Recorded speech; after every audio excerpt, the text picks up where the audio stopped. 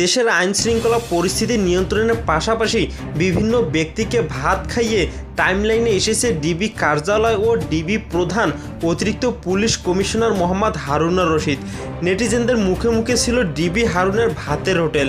কোটা আন্দোলনের সমন্বয়কদের নিয়ে নিজ কার্যালয়ের কনফারেন্স রুমে চাউমিন খেয়েছেন ঢাকা মেট্রোপলিটন পুলিশের গোয়েন্দা বিভাগের অতিরিক্ত কমিশনার হারুনুর রশিদ।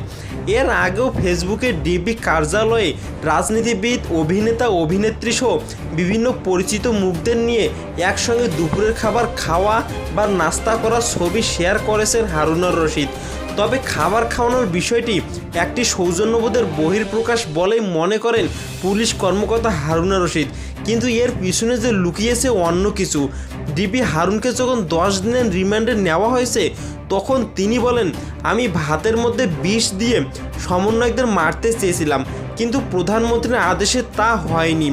আরও অনেকজনকে এভাবে ভাত খেয়ে মেলে ফেলেছেন তারা, কারণ সব কিছুর আদেশ ছিল প্রধানমন্ত্রীর।